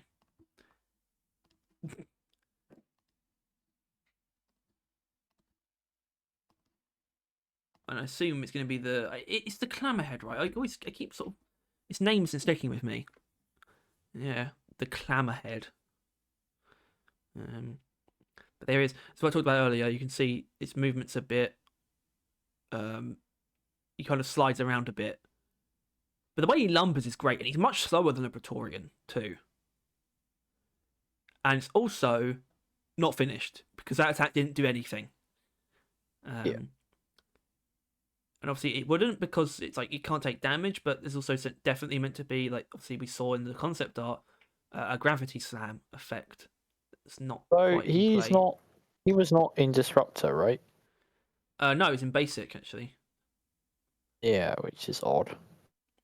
So there, you break his face. There's breaking the face open, which actually I think is really cool. And in fact, there's no eyes under there. Yeah, it has like fake eyes on like the outer skull. I just find very strange.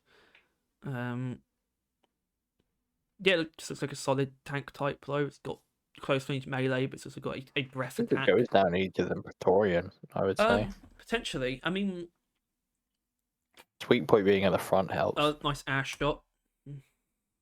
It does have cheeks, but not really. Honestly, I'd cuddle with that guy. He's like kind of cute. What? A lot. Like, I mean, of the course ones, maybe. He's got like gorilla energy. He does have gorilla energy, and I'm glad that they retained that, actually. Although the thing about gorillas, though, gorillas are fast. Do you think he's cute now? I've seen all the other ones. Alright, get to the other one playing. Alright, here come the Edge Stalkers. I guess they sort of take on like an archer type role. Oh, what they said is that they wanted gunfight gameplay. Yeah.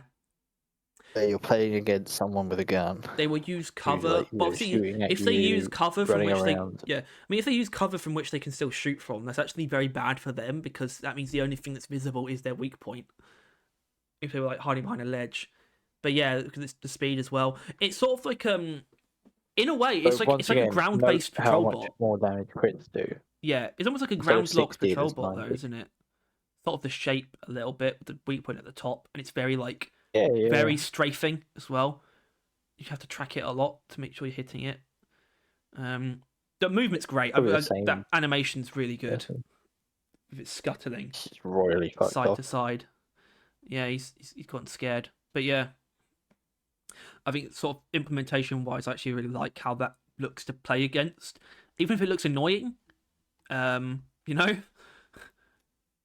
because it does, but not in a way that looks unsatisfying. He's got his horrible spine really exposed. Like his back as well. Yeah. These things are freaky.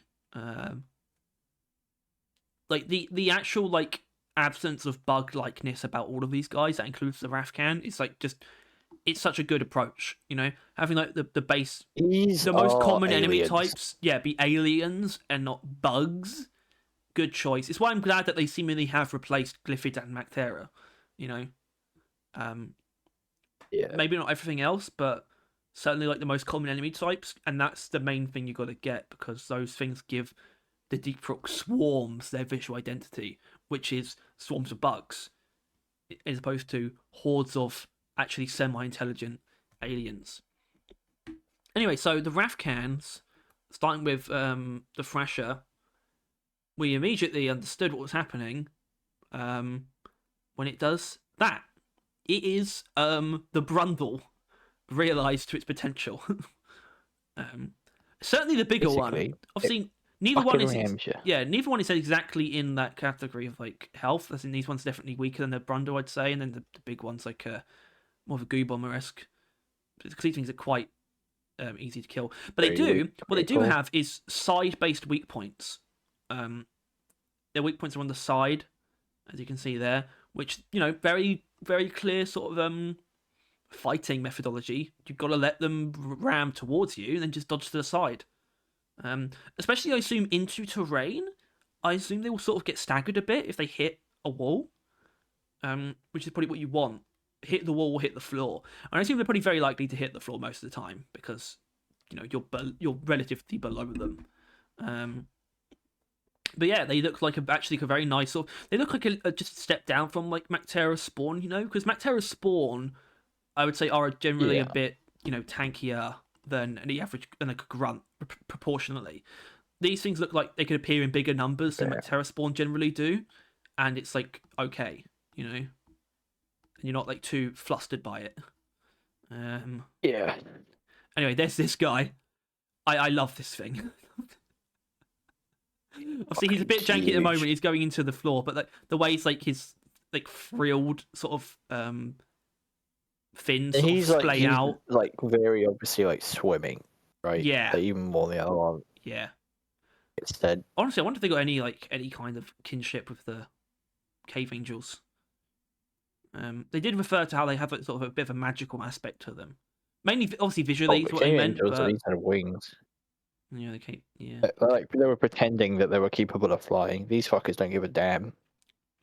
And this guy is tanky, right? Like he just took like a lot of damage. It's an actual.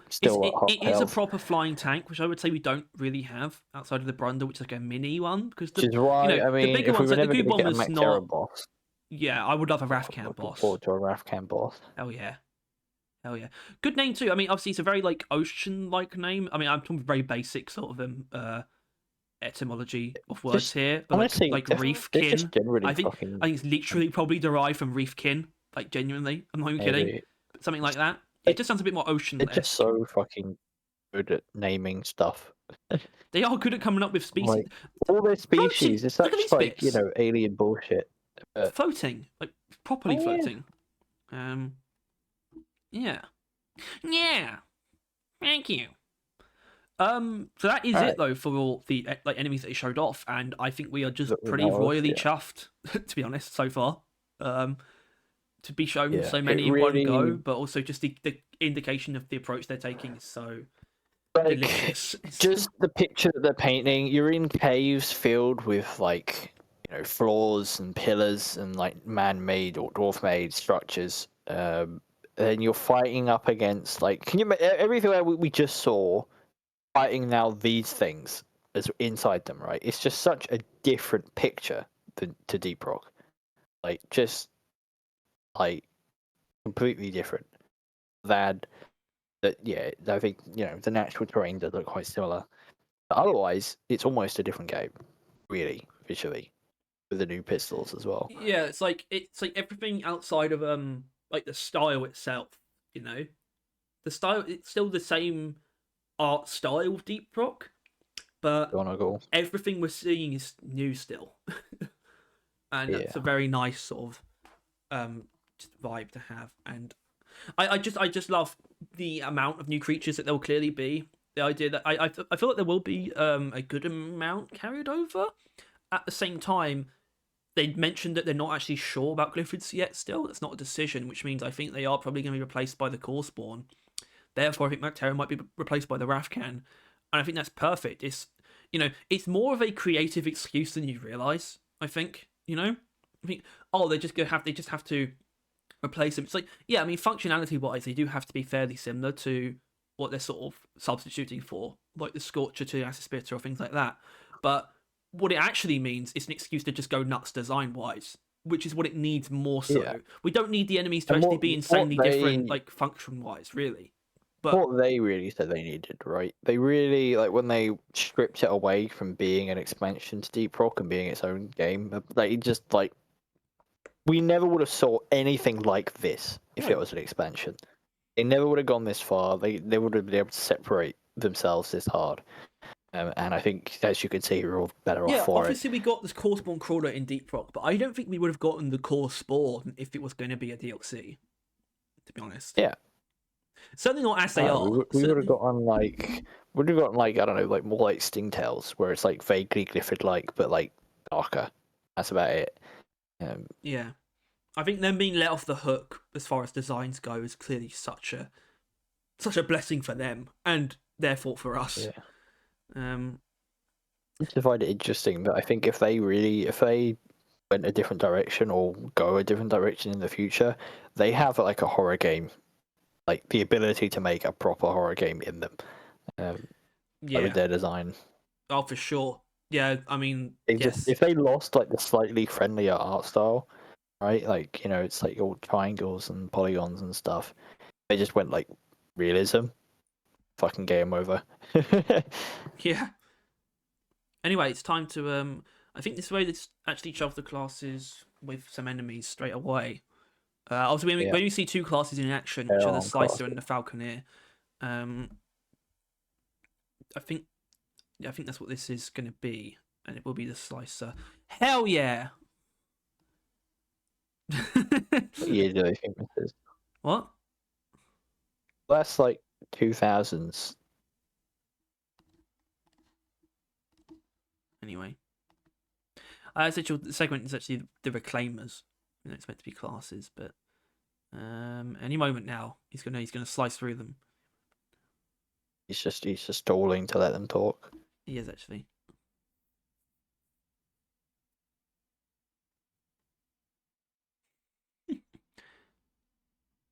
We don't want to be careful because if I skip ahead, he might have just suddenly, just sliced through them. I think he was around here when he did it.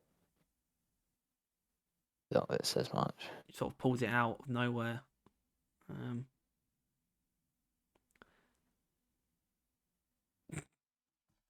and that more yappers than we are. Yeah, they really are. Aha. Okay, that's fine. That's fine. That works. But yeah, all of a sudden, the wrist, the fella on the wrist gets activated, and boom, energy sword. I love crosshairs like this, by the way, where it's like the crosshair just needs to cover the screen. Also, look at the damage. Absolutely immense. And it's cutting off their heads. I love that. I really like that. But yeah, so this is the slicer class, and so yeah, as far as we know, classes pretty much just dictate. Wait, hold on. This and that's it. This is a class. Yeah, that and probably how they look realistically. How they look. But even that's not. Yeah. They haven't thought about that yet. I don't think. We saw ages ago, sort of this wrist-mounted odevice in like really the old screenshots that we covered last week, and it kind of had an icon that was a time dilation one. Feels like that might be out the picture, by the way. Yeah, that or Gorgon is like an evolved version. Yes, of potentially. Like, slowing down enemies or stopping them completely, stuff like that. Yeah, but it was kind of just like a wrist-mounted device with an icon on it. It was kind of indicating that there would be a bit of a homogeneity between them.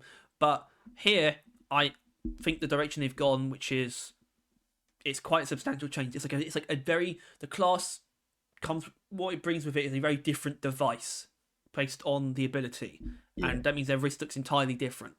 And so in this case, it is literally just like a bladed gauntlet, or like a gauntlet that produces an energy blade. And I think it looks wonderful. I definitely want to know, because something that we haven't really seen from any of the footage is how it's upgrading of the class abilities at all. Sure, it's got purple blood. Yeah. Also, what I noticed, they haven't left behind evil spew puddles. Which I get that. I guess that could actually be specifically the Skull guys, but they're not dropping puddles, and nothing else has so far. Yeah. So either the puddles is the Skull wankers, or they've ditched that. Yeah. Anyway, so we got a melee ability basically. So all of you melee enjoyers out there, you're gonna have to settle for this now. He's kind of got the other arm like underneath it, like bracing it almost. Or like, I like that. Yeah. Oh, that looks nice in isolation, actually. Yeah, I think Slicer just looks like a lot of fun. I do wonder how strong it'd be a single target. We saw the damage there because it hit their heads. Because it is like, it's almost like a behead mechanic where, you know, if it hits the weak points, it'll do something like that. I don't know how many enemies that can apply to though, because you'd have to come up with quite a lot of different versions of them dying. I feel like that wouldn't even kill the big guy though. Maybe not. And obviously, it just slice through some terrain. Yeah. I mean, I don't think I don't know about slice through terrain. That was like, I don't know, broke features. Like, but I think like this stuff, it probably can, maybe it can, because it's a bit of like a clearer like mechanic too. It can like clear out sort of obstacles, not necessarily mining. But it didn't like cut. It didn't cut the beam because there wasn't the bottom remaining. It just killed it. The thing. Well, yeah, like, but so for example, like all the plants that we have, like in Dense Biozone, like the cactus ones, that kind of thing. It can definitely kill them because it's killable stuff. Those things are killable by weapons. Yeah. But yeah, then we get the Falconer, which I kind of immediately knew it was going to be. I wasn't actually 100% sure if it was going to be tech based or not at first. I thought, are they going to whip out like a fucking like tamed Mactera for a moment? But it went in a direction that was also very expected at the same time, which is a robot drone. DRG's got plenty of these fellas, but this guy's a much more nippy and like deadly drone though, especially certainly than Bosco. And honestly, it actually looks very strong from what we've seen. And I guess it kind of just goes out, and then I assume you can go back to using a weapon when it's out, but you have to hold the button that activates the ability. I assume it's got charge. Yeah, I assume it's one of those that's like that use like 30% charge. It's had to come back to recharge. Like, well, the slash is like use the slash, and then you have to probably wait like a couple minutes for it to come back. This is just kind of like shoot it out a little bit here and there. Because I mean it's like piercing electric pulses is how it shoots, which is pretty fucking strong. Yeah, it looks. I've tried ambience. All right. Yeah. Oh, the game there's advertising there. Yeah. Also, it looks like it's got some neat mechanics built into it. Like I imagine you can probably get upgrades like more damage to marked enemies or something. Like that's definitely something important. Class-based upgrades. that would be in like the biomarker thing realistically, because you wouldn't be able to pick between the classes if everyone's a different class. If you know what I mean. There'd be obvious classes, but so the yeah, upgrades for classes those should class definitely have abilities will upgrades. be like independent. Yeah, because you wouldn't like it's like you're all different classes, and then there's upgrades that like 3 of them are just for the Falconeer, or each of them are only for one of each, and it's like obvious who's gonna pick who. Either Yeah. way, it doesn't work out. Yeah. I mean, Yeah, that is yeah, fucking damage. I like him. He's a good fella.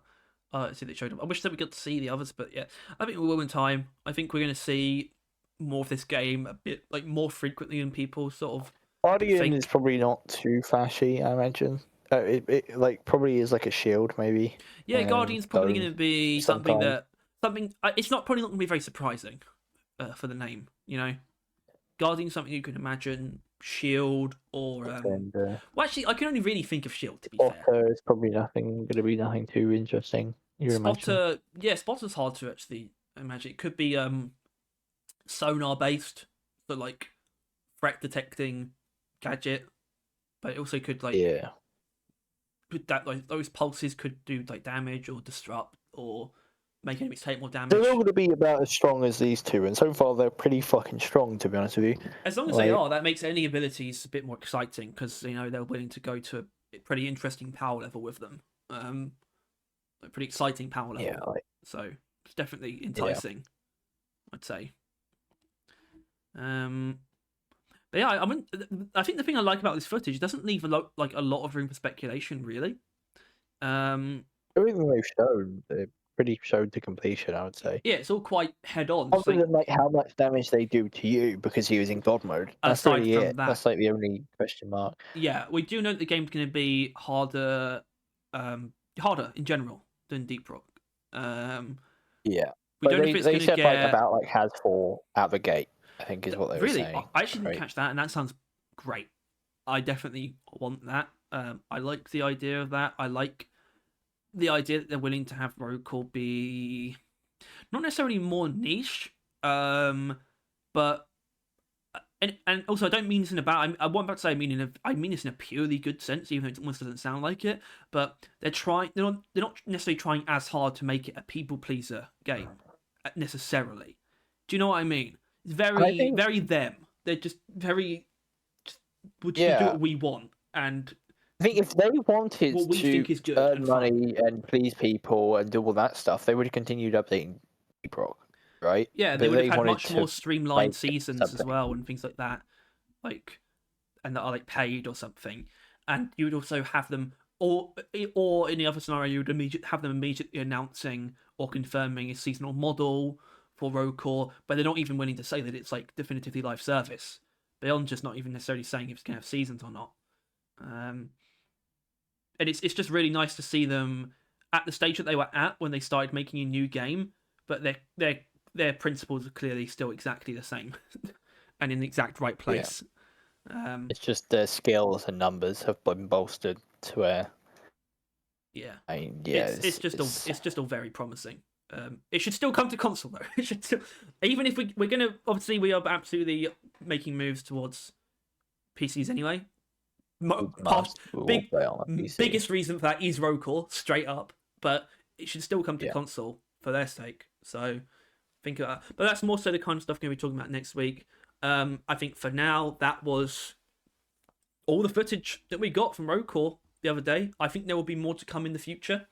Potentially through newsletters or just more. I think they are going to start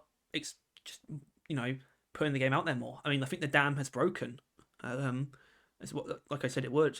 Not that I've been really paying attention to what people are saying. Because I just genuinely just don't want to go to the subreddit ever. I think what I did though on Discord, I literally looked up Roadcore as a keyword, like in the Deep Rock Discord, and the first thing that I saw was someone. I love this. The first thing that I saw was someone in like the Roadcore chat room, and they were asking, "What is Roadcore?" Yeah. And I can't. And what I want to say is, we're at the point where I can't blame Ghost Ship for that anymore. I think they're at the point where they have broken the dam. Roadcore is very public now, but like they said it on this stream about what Roadcore is. And then someone asked again at the end of the Q&A what it is, and then they said it then as well. So yeah, I think it's going to get to a point where for certain people it's going to take it literally coming out for them to understand. Yeah. But for that, we've known the entire time. And however you feel, I think it's definitely benefited from not being a DLC. Rocal has. Yeah. Obviously, there's more layers to it than that, but still, that's for next week. For now, thank you as always for watching. If you enjoyed this, please make sure to like and subscribe. Once again, I can imagine there being potentially even more videos like this, depending what happens. Certainly, like on the horizon type follow up is kind of what this is as well. So future ones could potentially. I mean, we the first example of this was really for the season 5 stuff. You know, not just last week's video. We did something like this for season 5 anyway. Sort of went through all the screenshots. But yeah. So if you want to see more videos like this and stay until everything to Deep Rock and Road Core, although I think it's just going to be Road Core for a little bit, then please make sure to hit the bell. And as always, thank you to our lovely members, Boxfox Scoot. You keep the lights on. I've got an idea how much you can pick up on my humour. Say some final words. Final words? Yes. Well done.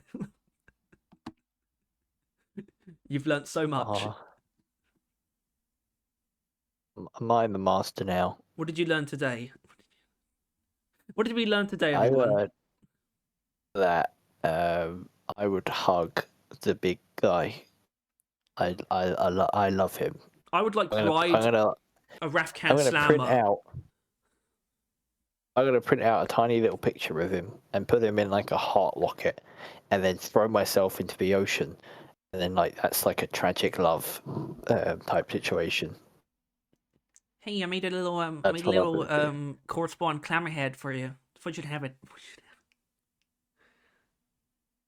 Yeah. Where's the correspond clammerhead keychain?